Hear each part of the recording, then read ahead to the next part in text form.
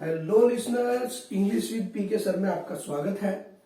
और आज का जो हमारा टॉपिक है वो कंडीशनल सेंटेंसेस का पार्ट 4 है।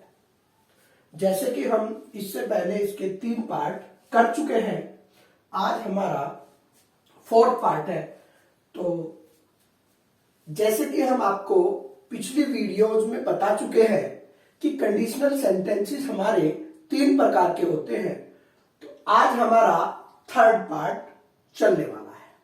हालांकि हमने इस 3rd पार्ट की शुरुआत इससे पहले वाली वीडियो अर्थात पार्ट 3rd में हम कर चुके हैं, लेकिन हम इसके कुछ सेंटेंसेस आज भी देखते हैं।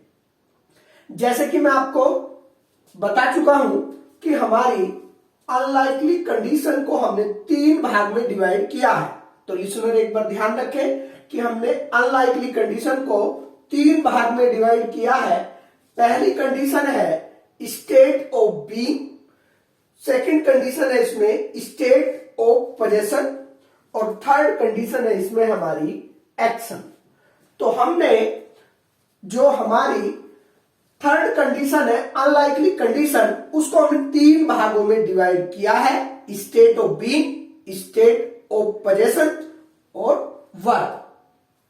तो हमारा सबसे पहले हमने देखा स्टेट ऑफ बीइंग। तो स्टेट ऑफ बीइंग के अंदर हमारा जो सब्जेक्ट है, सब्जेक्ट कुछ ना कुछ बनने की इच्छा करता है। तो एक बात और दिखे यहां पे कि यहां पे हमारा जो रूल है subject if subject verb adjective या नाउन, उसके बाद comma, subject would could, verb की फर्स्ट फॉर्म प्लस ऑब्जेक्ट। तो लिसनर यहां पे आप वोज का प्रयोग न करें, ठीक है। अब हम इसके देखते हैं कि स्टेट ऑफ बीइंग में वो बताना क्या चाहता है। अर्थात स्टेट ऑफ बीइंग के अंदर जो करता है वो कुछ बनने की इच्छा करता है, तो इसीलिए हमने इसे स्टेट ऑफ बीइंग का नाम दिया है। अब हम कुछ सेंटेंसेस देख लेते हैं। यदि मैं पक्षी बन जाऊं तो आकाश में उड़ जाऊं।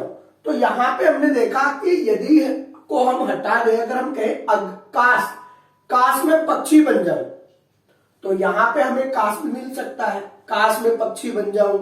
तो तब भी हमें क्या लगाना है, if plus subject plus verb. और लिसनर ध्यान रखें, चाहे सब्जेक्ट यहां पे एक वचन दिया हो चाहे बहुवचन दिया हो, लेकिन हमें यहां पे वर्ब का ही प्रयोग करना है।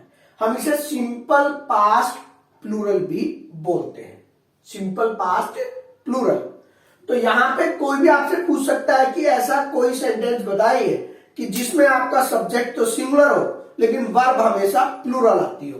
तो यही एकमात्र ऐसा सेंटेंस है जिसमें आप सब्जेक्ट सिंगुलर या प्लूरल हो लेकिन वर्ब हमेशा यहां पे वर्ब का ही प्रयोग होगा।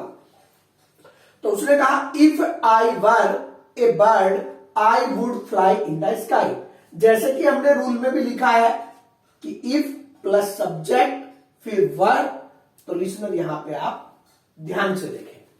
अब हमने इसको दूसरे तरीके से, कभी कभी आपसे कह दिया जाएगा कि आप इस सेंटेंस को इफ से शुरुआत ना करें, अर्थात इफ को आपको हटाना है। तो इफ को हटाने के लिए शुरुआत में आपको वर का प्रयोग करना है। Were I a bird I would fly in the sky. तो ये भी हमारा लिसनर ठीक है। अब हम नेक्स्ट सेंटेंस देखते हैं।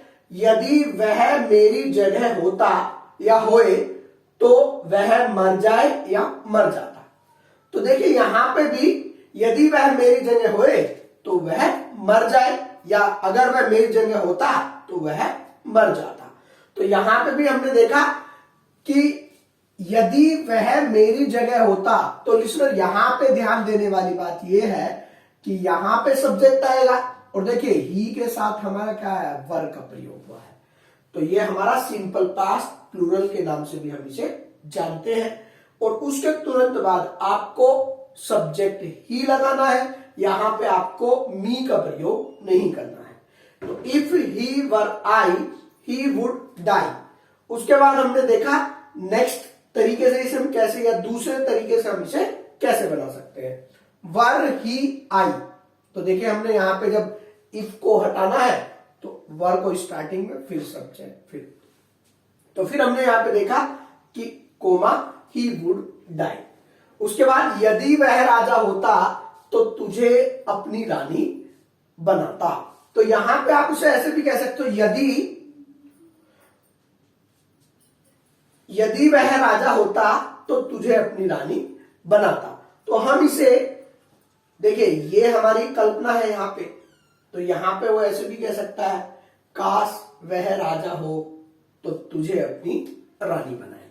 ठीक है, काश का भी प्रयोग किया जा सकता है, जैसे कि यहां पे हमने लिखा भी है। तो ये हमारी जो अवस्था चल रही है, ये स्टेट ऑफ बीइंग वाली अवस्था, कुछ ना कुछ बनने के सेंस में। जब भी बनने के सेंस में आएगा लिसनर, तो आपको ध्यान रखना है कि हमें उसमें वर का प्रयोग करना है। तो if he were a king he would make you his queen. अगर हम इसे दूसरे तरीके से, were he a king he would make you his queen. तो यहां पे हम अब अनलाइकली कंडीशन के हमने आपको 3 पार्ट बताए थे। हम ए पार्ट कर चुके हैं, स्टेट ऑफ बीइंग, और स्टेट ऑफ बीइंग में हम किसका प्रयोग करेंगे, वर का, क्योंकि बनने के सेंस में होगा। अब आया हमारा सेकंड टाइप अनलाइकली कंडीशन में, स्टेट ऑफ पोजेशन। पोजेशन का मतलब होता है रखना। ठीक है, तो यहां पे पहले वाले वाक्य में यदि या अगर वाले वाक्य में हमें किसी ना किसी नाउन के रखने के बारे में बात की जाएगी।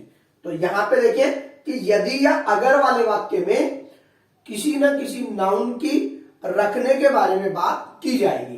तो यहां पे हमने देखा कि इफ प्लस सब्जेक्ट और हैड प्लस नाउन। तो यहां पे जो चेंज हुआ है वो यहां पे चेंज हुआ है, हैड का प्रयोग हुआ है रखने के सेंस में। ठीक है लिसनर, और बाकी सब हमारा जू का तू है। जैसे हमारा ऊपर वाला था ऐसी हमारा, जैसे यहां पे है ऐसी सेम रूल यहां पे है। अब हमने देखा यदि मेरे पास धन हो तो मैं आपको दे दूं। तो यहां पे हमने देखा if I had money I would give it to you. और हमें दूसरे तरीके से, जैसे कि हमें इफ का प्रयोग सेंटेंस में नहीं करना है, तो हम स्टार्टिंग में had I money I would give it to you भी हम कह सकते हैं। नेक्स्ट सेंटेंस देखते हैं, अगर उसके पास पंख हो, यदि उसके पास पंख हो तो वह आकाश में उड़ जाए। तो यहां पे हमने देखा if he had wings he would fly in the sky. अब हम इसे दूसरे तरीके से अगर हम बनाए तो स्टार्टिंग में हैड का प्रयोग करेंगे और इफ को हटा देंगे। Had he wings he would fly in the sky. अब हम देखते हैं अनलाइकली कंडीशन का हमारा थर्ड पार्ट है एक्शन।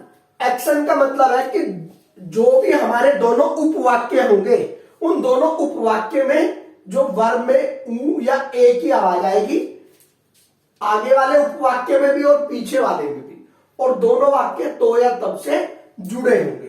तो लिसनर ध्यान रखें, यहां पे हमारा रूल है इफ प्लस पास्ट इंडेफिनिट। एक बार फिर देखते हैं कि अनलाइकली कंडीशन को हमने 3 भाग में बताया है आपको। पहली कंडीशन है state of being, second condition है स्टेट ऑफ पोजेशन, और थर्ड कंडीशन है एक्शन। अर्थात दोनों उपवाक्य में या दोनों क्लोजेस में हमारी क्या रहेगी, वर्ब रहेगी, और इसके साथ हम पास्ट इंडेफिनिट, और यहां पे हमारा सब्जेक्ट वुड कुड वर्ब की फर्स्ट फॉर्म प्लस ऑब्जेक्ट। अब हम यहां पे देखते हैं जो हमारा सेंटेंस है वो क्या है, यदि मैं आगरा जाऊं तो ताजमहल देखाऊं। तो यहां पे देखिए दोनों वाक्यों में जो है वर्ब है। ठीक है लिसनर, तो यहां पे if I went to Agra, तो पहले वाले वाक्य को, इफ वाले वाक्य को हमें पास्ट इंडेफिनिट में ट्रांसलेट करना है। तो if I went to Agra I would see the Taj Mahal. या मैं कहूं यदि समय पर वर्षा हो जाए तो वस्तुओं के दाम न बढ़े। तो यहां पे हमने कहा if it rained in time the prices of the commodities would not rise. तो यहां पे हमने देखा ये भी हमारा पास्ट इंडेफिनिट है और ये भी हमारा पास्ट इंडेफिनिट है। एक सेंटेंस हम और देखते हैं, यदि वह मुझे धमकाने का प्रयास करे तो मैं उसके पिता को बताऊं। या तो ऐसे हो सकता है सेंटेंस, या ऐसे भी हो सकता है यदि उसने मुझे, यहां पे वह के स्थान पे उसने, यदि उसने मुझे धमकाने का प्रयास किया तो मैं उसके पिता को मैं बताऊं। तो if he tried to threaten me, तो देखिए लिसनर यहां पे हमने पास्ट इंडेफिनिट, ये भी पास्ट इंडेफिनिट और ये भी हमारा past indefinite. Threaten, if he tried to threaten me I would inform his father.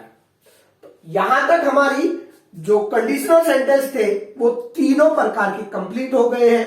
Present likely condition भी, प्रेजेंट अनलाइकली कंडीशन भी और पास्ट कंडीशन भी। अब कंडीशनल सेंटेंस के कुछ हम आपको इंपॉर्टेंट पॉइंट्स बताने वाले हैं और पहला इंपॉर्टेंट पॉइंट है हमारा जीरो कंडीशन। तो लिसनर जीरो कंडीशन क्या होती है? काफी अच्छा है हमारा एक टॉपिक कि व्हाट इज जीरो कंडीशन। तो देखिए जीरो कंडीशन अक्सर जनरल ट्रूथ होता है। जनरल ट्रूथ का मतलब जो बात सदैव सत्य रहती है, मतलब एक कार्य करो दूसरा कार्य अपने आप हो जाएगा। अगर हम बात करें कि एक कार्य करो और दूसरा कार्य स्वतः ही हो जाएगा तो वो होती है सत्य घटना। अब इन सत्य घटनाओं में इफ प्लस प्रेजेंट सिंपल फिर प्रेजेंट सिंपल, अर्थात दोनों के दोनों क्लोजेस को हम किसमें बनाते हैं? प्रेजेंट सिंपल में ही चेंज करते हैं। तो देखते हैं कैसे होते हैं हमारी जीरो कंडीशन। तो लिसनर ध्यान रखें, जीरो कंडीशन में हमेशा जनरल ट्रूथ होता है। जनरल ट्रूथ का मतलब है कि एक वाक्य जब आपका होगा तो दूसरा वाक्य स्वतः ही हो जाएगा। जैसे हमने देखा कि यदि लोग अधिक खाते हैं तो मोटे हो जाते हैं। सिंपल सी बात है कि अगर कोई व्यक्ति अधिक खाता है तो अपने आप ही हो रही है दूसरी क्रिया, वो मोटा हो जाता है। तो हमने कहा if people eat too much they get fat. अब हम नेक्स्ट सेंटेंस देखते हैं, यदि तुम आग को छूते हो तो आप जल जाते हो। तो देखिए यहां पे हमने एक कार्य किया, आग को छू रहे हैं, और दूसरा कार्य स्वतः ही हो रहा है जलने का। तो हमने कहा if you touch fire you get burn. अब हमने नेक्स्ट देखा, यदि आप खाना फ्रीजर में रखते हो तो यह जमता है या जम जाता है। सिंपल, आपने खाने को फ्रीजर में रख दिया और जब फ्रीजर में रख दिया तो दूसरा कार्य तो स्वतः ही हो रहा है, उसको जमाने का कार्य वो स्वतः ही कर रहा है। तो if you put food into the freezer it freeze. तो देखिए यहां पे भी हमने दोनों वाक्यों को प्रेजेंट इंडेफिनिट में चेंज किया है नहीं? यहां पे भी हमने प्रेजेंट इंडेफिनिट में चेंज किया है, यहां पे भी प्रेजेंट इंडेफिनिट। हमारा लास्ट सेंटेंस है आज के टॉपिक का, यदि आप बर्फ को गर्म करते हो तो यह पानी में बदल जाता है। तो लिसनर देखिए, हमने बर्फ को गर्म किया और वह पानी में चेंज हो गया। तो यहां पे हमने 4 सेंटेंसेस को लिखा है और चारों के चारों सेंटेंसेस हमारे जर्नल ट्रूथ के हैं। जर्नल ट्रूथ में मतलब दोनों की जो दोनों के दोनों हम क्लोजेस को चेंज करेंगे वो हम प्रेजेंट सिंपल में चेंज करेंगे। तो हम इस सेंटेंस को देखते हैं, इफ यू हीट आइस, यदि आप बर्फ को गर्म करते हो तो इट टर्न्स टू वाटर। तो यहां पे हमने देखा कि जो जीरो कंडीशन है, जीरो कंडीशन हमें यह बता रही है कि दोनों उपवाक्य या दोनों की दोनों क्लोजेस किसमें होती है? जनरल ट्रूथ में होती है, और एक कार्य के बाद जो दूसरा कार्य है वो स्वयं ही हो जाता है। तो ये हमारी जीरो कंडीशन है। और सम इंपॉर्टेंट पॉइंट को हम अपने अगले लेक्चर अर्थात पार्ट 5 में लेकर आएंगे, और तब तक के लिए हमारा नमस्कार।